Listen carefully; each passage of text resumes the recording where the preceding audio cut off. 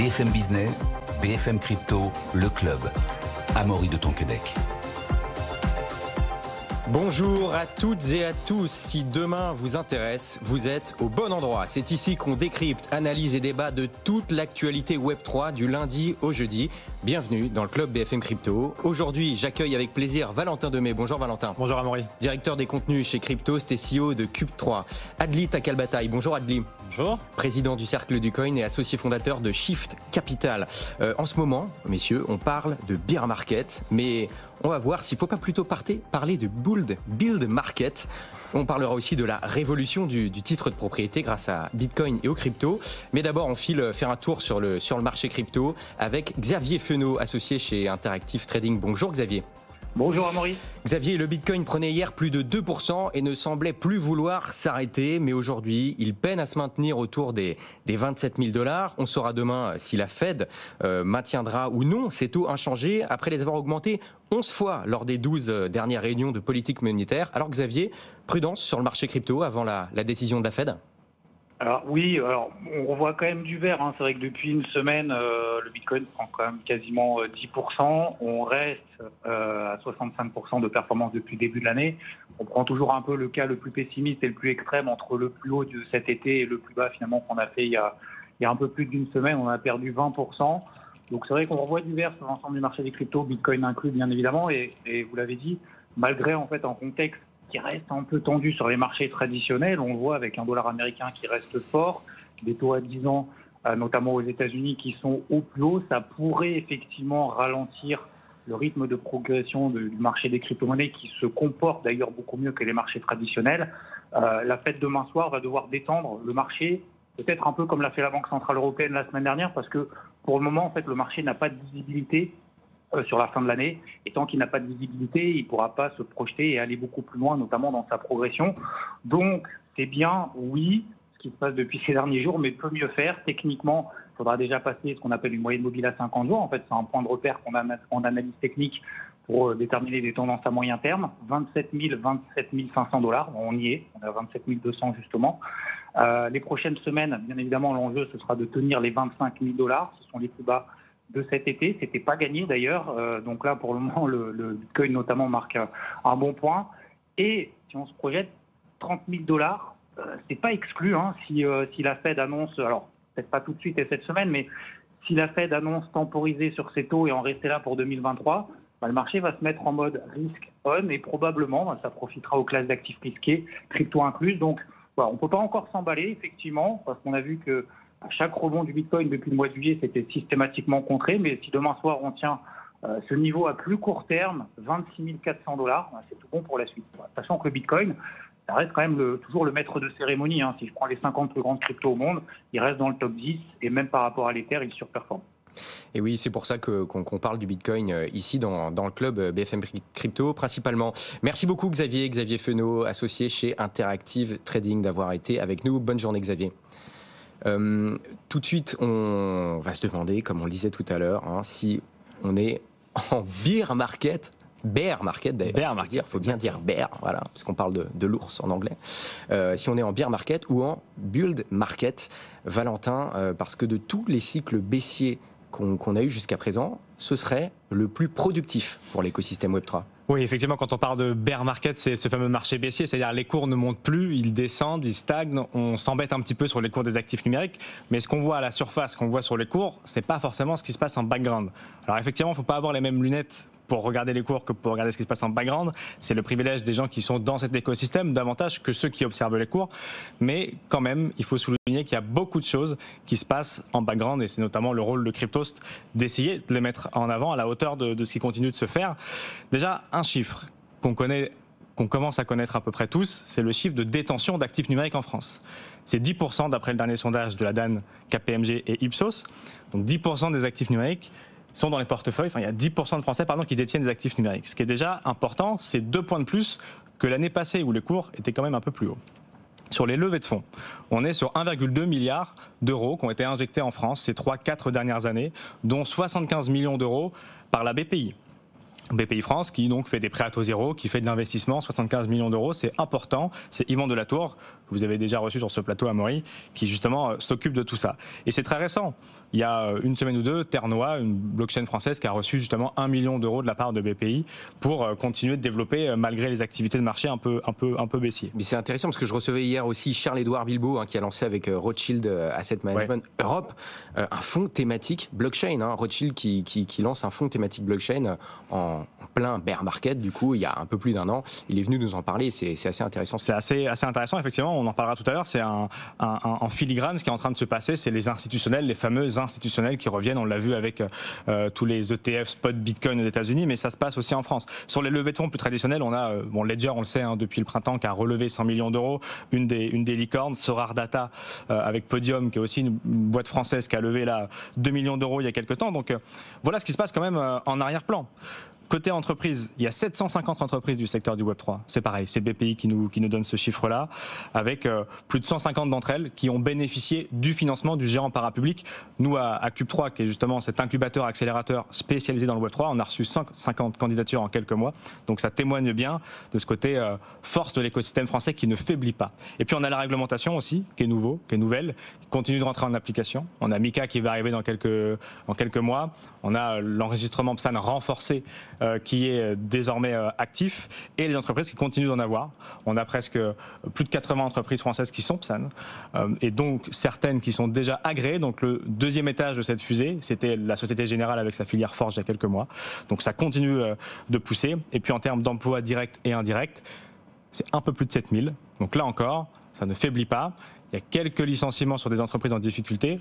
C'est vrai, sur un pivot aussi en termes de trésorerie des entreprises, il ne faut pas se mentir. On est peut-être sur les 6-12 derniers mois les plus compliqués de cet écosystème, pour l'écosystème, en tout cas sur ce qui se passe sur les cours. Mais il y a vraiment ce côté bull market. Si les cours ne le reflètent pas, en tout cas, c'est sûr que côté des développeurs, côté de ceux qui font, ça continue de pousser. Adli, en tant que président du Cercle du Coin notamment, combien de bear market t'as connu? Moi, j'en suis c'est le 3e du coup. Tu regardes encore les cours ou tu regardes encore les cours ou tu regardes plus et tu te dis bon. De manière générale, je suis pas quelqu'un qui regarde énormément les cours au quotidien. Enfin, j'ai appris à m'en éloigner, on va dire, même si c'est important que je les regarde, mais je les regarde avec distance. Mais je dirais surtout que la plus grosse différence, c'est qu'en effet, il y a de la vie par rapport aux autres bear market qui pouvaient vraiment être avoir une ambiance un peu sordide, alors que là, malgré tout, dans les événements, il y a beaucoup de gens, les gens continuent de se voir. Enfin, on a passé un seuil critique en termes de nombre de personnes, je pense, dans l'écosystème qui sont là, j'ai envie de dire pour toujours, enfin en tout cas qui ne sont pas prêts de partir, qui fait qu'il y a un dynamisme, quelle que soit la situation. Après, pour relativiser un peu sur du terrain, entre guillemets, c'est quand même une période difficile pour les entreprises qui sont en train de se créer, de se faire financer. C'est-à-dire que les biais qu'on retrouve à la hausse pendant le bull market, c'est-à-dire des valorisations très déconnantes à la hausse, on retrouve la même chose en inverse pendant ce marché actuel baissier. On va aussi avoir, c'est logique de la part des investisseurs, des négociations qui vont pousser les entrepreneurs dans leur retranchement, parce que c'est dans leur intérêt de pouvoir batailler sur des valos plus basses. Et quand l'entrepreneur a plus de trésorerie, c'est là où c'est le plus intéressant de négocier en tant qu'investisseur pour réussir à avoir des parts pour moins cher. Donc il y a des opportunités dans ce marché baissier. Ça contrebalance aussi les valorisations absurdes qui étaient là il y a 2 ans. C'est vraiment c'est la contrepartie, c'est-à-dire qu'il y a un biais haussier immense pendant le bull market. Absurde. C'est-à-dire que je connais des fondateurs qui disent moi j'ai refusé les fonds qui faisaient pas de due diligence. Donc on est quand même sur un marché quand c'est haussier qui peut être vraiment un peu fou. Et à l'inverse, quand le marché baisse, c'est vraiment, il y a un côté malgré tout apocalyptique où les gens voient tous les risques de manière extrême et vont vraiment baisser les valorisations. Donc je dirais qu'il y a de la vie, il y a de la création. En revanche, la circulation d'argent est quand même beaucoup plus difficile. Quand on parle des chiffres sur les levées de fonds, on est quand même sur une baisse de 70 à 90% de l'activité en captation de fonds. Donc on a quand même beaucoup moins de cash dans cet écosystème. Et en plus, comme les trésors sont parfois constitués de crypto, ça fait une double peine en quelque sorte, parce que les trésoreries fondent aussi avec les cours. Donc on a quand même je dirais que c'est les 6-12 mois peut-être à tenir. Ça, c'est difficile de le savoir.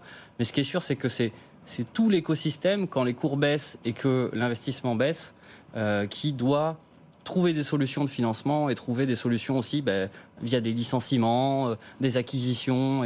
C'est compliqué parce que beaucoup ont embauché massivement pendant le marché haussier et ils se retrouvent à tenir un bear market qui est... D'ailleurs, est-ce qu'il est plus long que les précédents ? Oui, il est plus long. Il est différent. Pour l'instant, on est sur les mêmes timings, à part si ça repart demain, effectivement, sinon on sera sur des choses qui sont plus lointaines. En termes de période de non-volatilité, il y a quand même pas mal d'indicateurs où on est sur un bear market qui est plus long que les autres, même si, bien sûr, Plus long dans quel sens, ça dit ? Plus long sur la baisse de volatilité était à son record il y a quelques semaines. En termes de... On ne sait pas encore si le point bas était passé, j'ai envie de dire. Donc c'est ça la question. On ne peut pas vraiment savoir, mais pour l'instant, on s'engage plutôt sur quelque chose qui est un peu plus long que ce qu'on a pu connaître, où il y avait pu avoir des reprises en fait pendant le bear market qui avait donné un petit élan, quitte à ce que ce soit cassé après. Chose qu'on a moins eu, même si on a eu une petite poussée au-dessus de 30. Et par rapport à ce point bas d'ailleurs dont on parle là, on parlait tout à l'heure de psychologie, qu'on voit que dans les événements, il y a quand même un enthousiasme, il y a de l'espoir, ça construit. Certains disent... Non, le point bas ne peut pas passer avec autant de gens aussi enthousiastes. Est-ce que quelle est votre position ça fait partie des choses qui sont moins vraies aujourd'hui parce qu'on a un public éduqué. C'est-à-dire qu'en 2017, c'est là où c'est totalement différent. Et c'est vrai que les cycles, même celui qui vient de s'écouler, c'était un cycle d'absurdité en termes de valorisation. Vous lanciez un NFT, une chaise en NFT, à Amaury, vous leviez 3 millions d'euros. Donc effectivement, ça a quitté la partie, mais c'est pas plus mal. Et ça l'a quitté entre autres parce que c'est le darwinisme de l'économie. Est-ce que c'était la même chose aussi pour les cycles précédents ? Ça n'existait pas à ce point-là. Parce que quand on était en 2017, c'est la date de création de Cryptos. Donc Cryptos a fait plus de bear market que de bull market en termes de mois d'affilée. Ça n'a jamais été, mais je sais qu'Adli, on est à peu près dans les mêmes... T'étais là avant, mais en termes, on a vécu plus de bear market que de bull market en termes de timing. Mais ce qui est certain, c'est qu'en 2017, le nombre de lecteurs, il baissait drastiquement. Aujourd'hui, on est sur des niveaux qui sont en baisse, mais qui sont beaucoup plus infiniment supérieur à ce qu'on a connu dans le dernier cycle. Pourquoi ? Parce que le public est un peu plus éduqué sur les sujets qui les concernent. On a eu, par le Covid, beaucoup de gens qui sont venus regarder, pousser la porte et qui sont restés parce que les gens sont beaucoup plus instruits et au courant de ce qui s'y fait. C'est le cas grâce à Cryptos, c'est le cas grâce à Owen que vous recevez aussi avec sa chaîne. Et on fait tous des chiffres qui sont allés peut-être de l'ordre de 30 à 40% inférieurs à ce qu'on avait au pic du bull market. Mais c'était moins 70% d'un Eber. Donc quand on était entre 2017 et 2019 avec Cryptos. Donc ça s'est installé. Je suis d'accord, évidemment, les chiffres dont on parlait là sur la valorisation et le levée de fonds, c'était des chiffres français. C'est pas ceux qui ont été le plus impactés. C'est surtout côté États-Unis que les robinets ont été coupés. Mais c'est le rôle aussi à ce moment-là de BPI. C'est les chiffres que je donnais, 75 millions d'euros sur ces 3-4 dernières années, qui est en baisse, évidemment, mais qui continue de donner de l'argent. C'était le cas avec je disais, Ternoa, de prendre le relais, de tenir la cadence face à des investisseurs qui tournent les yeux. Et face à l'intelligence artificielle générative, qui a l'air d'être la grande vague qui intéresse de plus en plus les investisseurs, tenir la cadence, le temps que le marché reparte et que les finances reviennent. Mais il faut aussi, c'est certain, ça fait mal, mais peut-être épurer les excès du dernier cycle. Ça l'a été, c'est fait. À mon sens, maintenant, on garde vraiment les entreprises les plus solides et ça peut durer 6, 12, 18 mois. Que ça va faire un peu de difficulté pour les entrepreneurs, mais derrière, on aura un marché qui sera solide, qui pourra retrouver les intérêts qu'il avait à l'époque. On a aussi une tendance qui se développe de jour en jour à Adli, c'est la tendance des real world assets. Il n'y a pas un jour sans qu'on voit une annonce concernant une institution qui choisit les cryptos comme support pour émettre des actifs traditionnels. Déjà, est-ce que tu peux nous dire ce qu'est un real world asset ? Alors, c'est une dénomination qui est, je pense, née il y a 2-3 ans. Avant, on parlait plus de tokenisation d'assets. Mais en gros, c'est des titres sur les blockchains crypto qui vont représenter un actif du monde réel. C'est-à-dire, voilà, je vais dire quelque chose qui n'existe pas trop encore. Les actions, c'est pas encore trop quelque chose qui a de manière tokenisée. Mais on pourrait imaginer une action totale. En fait, on a un jeton qui représente une action totale. Ou on a un jeton qui représente une part d'OPCVM. C'est la même chose que la tokenisation ? C'est de la tokenisation. Okay. C'est juste que c'est de la tokenisation d'actifs du monde réel, d'où le Real World Asset actif du monde réel. Et pourquoi c'est intéressant ? Pourquoi ça se développe comme ça ? C'est revenu parce que justement dans un marché baissier. À un moment, personne n'y... Non, c'est d'arlésienne. C'est pas que personne n'y croyait, mais en tout cas, on en parlait, mais ça n'existait pas vraiment. Oui, il y a toujours eu depuis 2000... Ça a commencé avec 2017-2018 et l'apparition des... Enfin, je dirais que ça a commencé même avant, avec les ColdCoins de Bitcoin, mais où là, c'était quand même plus marginal. Et 2017-2018, avec l'explosion des ICO, tout le monde a commencé à se dire, bon, mais le support du token, c'est génial. Sauf que il n'y avait pas de framework légal du tout. Il y avait très peu de stablecoins et les rendements étaient meilleurs dans la crypto. Donc tout le monde voyait aucun intérêt à vouloir avoir du private equity qui va faire 8% ou 5%.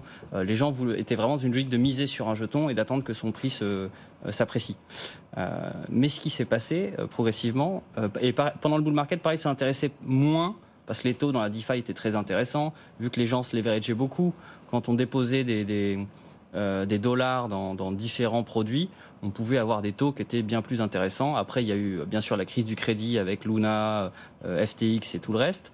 Mais, entre guillemets, ça n'intéressait pas tellement d'avoir des produits du monde réel qui vont être, je sais pas, autour de 2-7% annuels. Et les taux étaient très faibles, les taux monétaires. Donc il n'y avait vraiment pas d'intérêt. Et là, avec ce qui s'est passé avec le bear market, donc la baisse de l'usage, la baisse de l'usage, on a les taux dans la DeFi qui ont baissé à 2,5, 3. Et là, tout d'un coup, c'est devenu intéressant d'importer finalement des bons du trésor dans le marché crypto. Ça veut dire, en fait, là, tu es en train de nous dire que les rendements internes au marché crypto sont plus bas, oui. Donc, se rapprochent en tout cas des rendements des actifs réels. Donc, on va chercher des actifs réels pour les ramener dans la blockchain. Et je pense qu'il y a aussi il y a d'autres facteurs. Il y a le fait que la réglementation a trouvé plus de marques et il y a eu plus de textes produits, donc c'est plus facile de tokeniser qu'avant. Donc ça, c'est un point. Il y a aussi le fait que les institutions se penchent de plus en plus sur le marché des cryptos. Même s'ils sont rentrés par le marché des cryptos, après ils se disent qu'est-ce que je peux faire avec finalement cette infrastructure que j'ai peut-être développée dans mon entreprise qui me permet d'avoir un wallet, qui me permet d'interagir sur des services. Maintenant en plus, il y a aussi tout un tas de custodians qui sont importants pour les institutions traditionnelles de ne pas gérer elles-mêmes leurs clés. Donc voilà, les ingrédients qui étaient nécessaires pour faire naître ce marché n'étaient pas là il y a 4 ans. Et là, ils sont là. Et en plus, il y a une conjoncture économique qui fait que ça peut être intéressant d'aller chercher des taux sur des produits extérieurs à la crypto. Et c'est d'ailleurs ce qu'ont fait des MakerDAO, qui émet le DAI, qui est un stablecoin, qui est collatéralisé par des cryptos, des Ethers, des USDC, mais aussi maintenant des actifs du monde réel qui permettent finalement de faire gagner à DAI des intérêts intéressants qui vont être redirigés vers les porteurs de DAI qui bloquent leurs jetons dans un saving account, un compte d'épargne en quelque sorte, pour toucher une partie de ces revenus.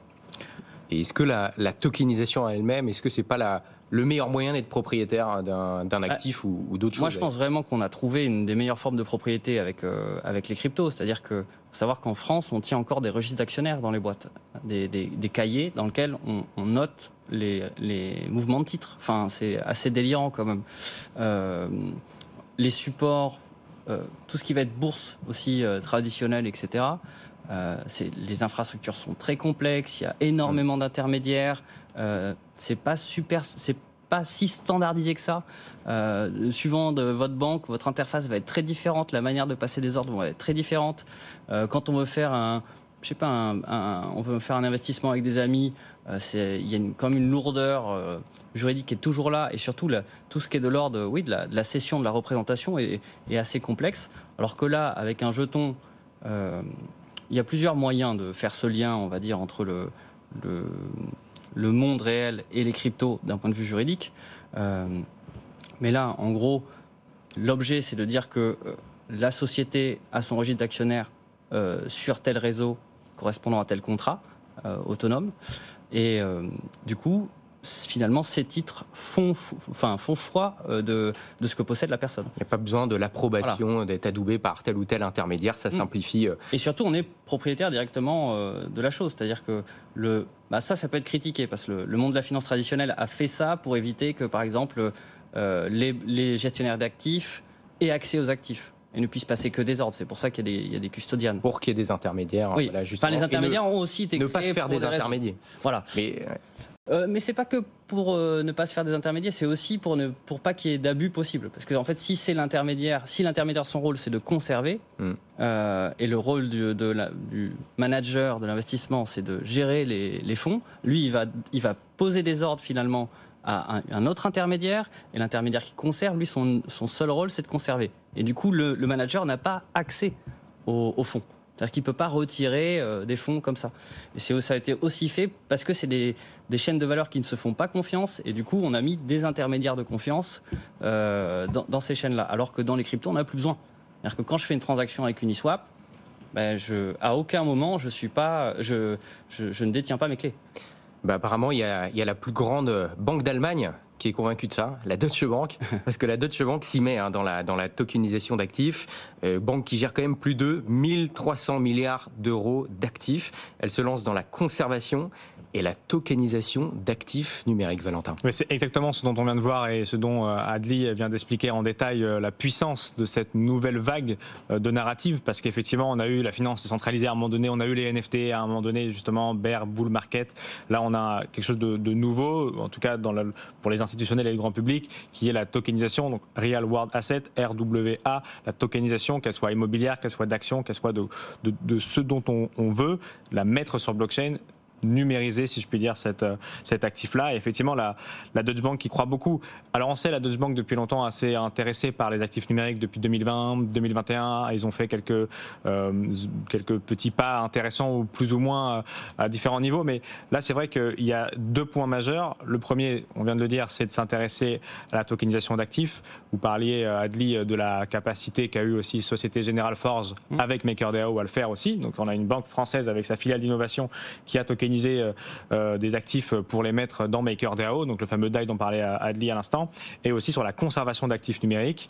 Là aussi, il y a un enjeu énorme qui est aujourd'hui détenu par des grandes sociétés issues du monde des actifs numériques pour la plupart, et c'est aussi le rôle de ces banques de se positionner sur ces secteurs-là pour pouvoir capter la valeur de ce qu'elles savent faire le mieux, c'est-à-dire a priori conserver de la valeur. Et sur ces sujets un peu plus institutionnels, on a aussi Citi, l'une des plus grandes banques du monde, qui a annoncé là aussi faire sa blockchain. Alors c'est quelque chose qu'on voyait plus dans l'ancien bull market. Qu'est-ce que ça veut dire Citi fait sa blockchain? Justement, c'est quelque chose qu'on voyait plus dans l'ancien bull market, c'est-à-dire des blockchains privées ou des infrastructures nouvelles. Ça veut dire qu'ils sont un peu en retard, ils se disent bon, on va non, pas du tout. C'est un narratif. Ils font un intranet en quelque sorte au lieu d'utiliser Internet. C'est un narratif qui était plutôt connu au dernier bull market, où chacun voulait faire sa blockchain, où chacun était entre un tableur Excel partagé, si on veut faire. Et d'ailleurs, ceux qui l'ont fait au précédent bull market, ça n'a pas marché. Voilà. Ça n'a pas pris. Mais eux, ils le font quand même. Ils tentent ça effectivement pour des paiements transfrontaliers. Il y a JP Morgan qui avait fait la même chose il y a quelques années, donc on va voir comment ça prend. L'objectif, qui est quand même intéressant, c'est d'utiliser les avantages des smart contracts, donc ces fameux contrats intelligents qui s'activent sur certaines conditions, et donc de les mettre au profit des lettres de crédit ou des garanties bancaires. Donc au niveau mondial, on verra, c'est quand même la troisième plus grosse banque du monde. Donc encore une fois, deux gros institutionnels qui commencent à revenir ou à rentrer pour la première fois dans la partie. Messieurs, merci beaucoup. C'était passionnant. Voilà, Adli Takalbataï, merci d'avoir été avec nous. Je rappelle que tu es président du Cercle du Coin et associé fondateur de Shift Capital.